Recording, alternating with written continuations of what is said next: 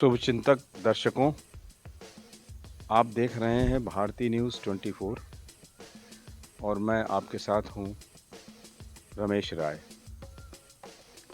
दोस्तों, भारत में अभी कुछ दिन पहले ही कश्मीर के पहलगाम में एक दर्दनाक विभत्स घटना हुई, जिसको लेकर पूरा देश अभी आक्रोश और अजीब एक बदले की प्रकार से ये मांग कर रहे हैं कि इस आतंकी घटना के विरोध में कुछ किया जाए।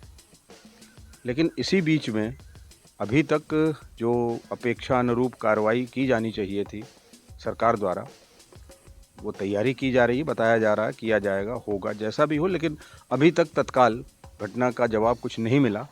पलट इसके केंद्र सरकार द्वारा ये बता दिया गया कि साहब हम जातिगत जनगणना कराएंगे। इसमें एक तकनीकी शब्दावली छुपी हुई है कि एक होता है सर्वेक्षण कराना और एक होता है गणना कराना। तो सर्वेक्षण तो तमाम राज्य सरकारों ने कराया है, लेकिन कुछ उसके परिणाम बहुत अच्छे भी नहीं मिले और तमाम सरकारों ने उसको, जैसे दक्षिण भारत में तेलंगाना में कभी एक बार प्रयास हुआ था काफ़ी पहले और बिहार में भी हुआ, वो सर्वेक्षण हुआ था, जनगणना नहीं हुई थी, क्योंकि जनगणना का कार्य भारत सरकार के द्वारा कराया जाता है। तो अभी एक नया मुद्दा पूरे देश के पास पहुंच गया, वो है जातिगत जनगणना। साथियों, मैं ये पूछना चाहता हूँ, जानना चाहता हूँ, बताना भी चाहता हूँ, एक अजीब सी ऊहापोह की स्थिति हो गई, जहाँ एक मानसिक तौर पे हम सब लोग अभी उस दुख से बाहर भी नहीं निकल पाए थे, तब तक एक नया मुद्दा उछाल दिया गया और ये मुद्दा केंद्र सरकार के द्वारा निकल करके आया कि बिहार चुनाव भी करीब है और बंगाल में भी चुनाव होना है। तो तमाम राजनीतिक लोग अपनी राजनीतिक रोटियां सेकने के बारे में सोचने लगे हैं कि कहीं हम इसका लाभ कैसे ले लें। और जबकि विपक्षी दल के कांग्रेस के नेता राहुल गांधी इस मांग को उठा रहे थे, उनके सहयोगी दल भी इस बात को कह रहे थे कि साहब जातिगत आधार पर जनगणना होनी चाहिए। मैं व्यक्तिगत रूप से इस बात को समझ नहीं पा रहा हूँ कि जातिगत गणना का क्या औचित्य है। एक तरफ तो हम समता मूलक समाज और समान अधिकार, समान कानून, समान आचार संहिता और समान कानून व्यवस्था की बात कर रहे हैं, और दूसरी तरफ हम जातिवादी व्यवस्था की बात कर रहे हैं। अब ये खुद समझ में नहीं आ रहा कि जब एक आदिमानव काल में कबीला पद्धति थी, तो उसमें छोटे छोटे कबीलों के रूप में हम लोग बटे हुए थे, और उस कबीला पद्धति से विकसित होते हुए आज हम एक सभ्य समाज की ओर, एकता की ओर, अखंडता की ओर बढ़े, और वो जो दौर हमारा चला आगे, वो आज हमें इस मुकाम तक ले आया कि हम जातिवादी व्यवस्था पे चले आए, फिर से उसी जगह लौट के जाना चाह रहे हैं। अंततः आप क्या करना चाह रहे हो, कैसे करना चाह रहे हो, ये बात मेरे समझ में नहीं आती। क्यों? क्योंकि जाति कहीं कोई ऊपर से बन के नहीं आई। माँ के गर्भ से जो भी शिशु जन्म लेता है, इसमें उसका कोई दोष नहीं है, ये प्रकृति की देन है। प्रकृति ने किसी भी माँ के गर्भ से किसी भी शिशु को जन्म कराया, तो एक प्राकृतिक रूप से आप उसके बाद उसी कुल, खानदान, परिवार से जोड़ करके उसके नाम को, सारी व्यवस्थाओं को उस पर चला दें। ऐसी व्यवस्था सनातन संस्कृति की कभी नहीं रही। सनातन संस्कृति में जो व्यवस्था दी गई थी वो वर्ण व्यवस्था थी, ना कि जाति व्यवस्था।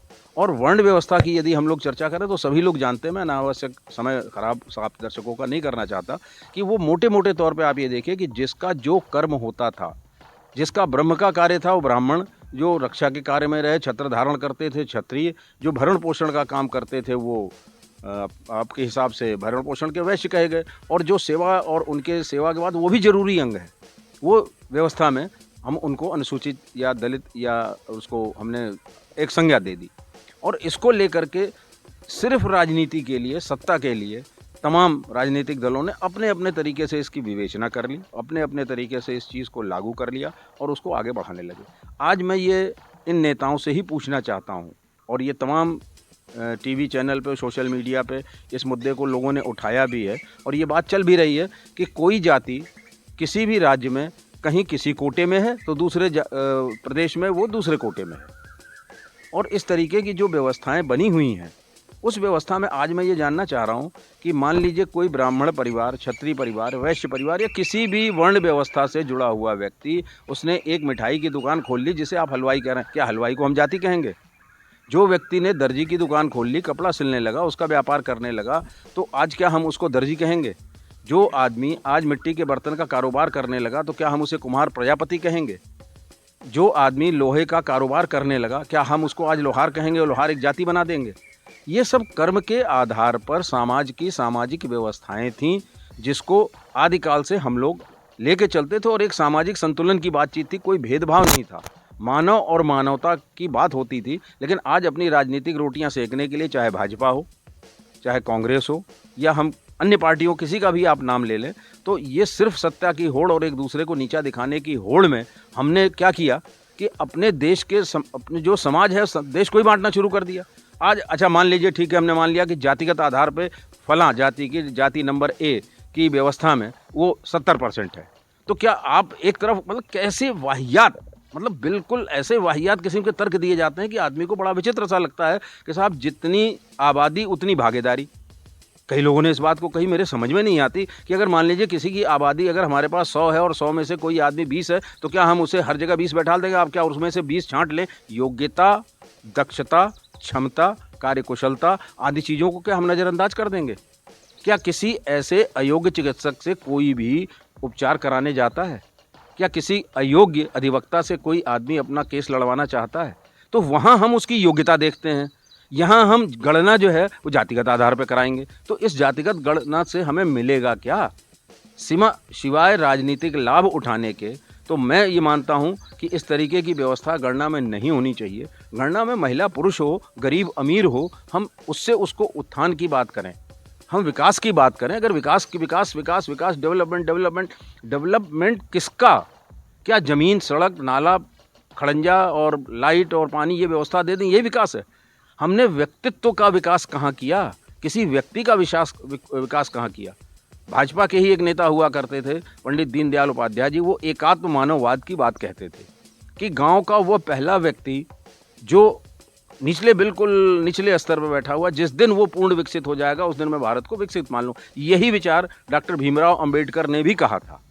और जो अधिक से अधिक, आप चाहे महात्मा गौतम बुद्ध को ले लें, आचार्य महावीर स्वामी को ले लें, या किसी भी गुरु को, धर्माचार्य को आप ले लें, हर तरफ से एक ही आवाज़ उठती है कि हम मानव हैं, मानवता हमारी जाति होगी, मानवता हमारा धर्म होगा, मानवता के राह पे हम चल पड़ें। और जो मानवता विरोधी कार्य कर रहा है, उसके मानव के विकास के लिए हमने क्या किया? हमने इसके लिए वो कौशल विकास योजना और तमाम चीज़ें दे दी। कौशल विकास योजना से उसको क्या? आज परंपरागत घरों में जो मिट्टी के बर्तन बनाने वाले थे, जो बाल काटने का कार्य करने वाले थे, जो पेंटिंग का काम करने वाले थे, इन लोगों के विकास के लिए सरकार ने क्या किया? कहीं कोई ऐसे संस्थान या कहीं कोई ऐसी चीज़ें तो दी नहीं गई। हम कर क्या रहे हैं कि अब उनको जातिगत आधार पर, जो पेंटर है, पेंटर की क्या जाति है? वो पेशा उसका है ना, व्यवसाय है। व्यवसाय को जाति में तब्दील करके, वोट की राजनीति में उसको बांट करके और अलग अलग कुनबे में और कबीले में हम क्या हम फिर उसी कबीले पद्धति पे जा रहे हैं? ऐसा तो नहीं होना चाहिए मेरे हिसाब से। और मैं ये आग्रह करूंगा और अपने चैनल के माध्यम से, अगर मेरी आवाज़ सरकार तक पहुंचे तो इन तमाम राजनीतिक लाभ की बातों को छोड़ करके समग्र विकास की बात ही की जाए तो ज़्यादा बेहतर है।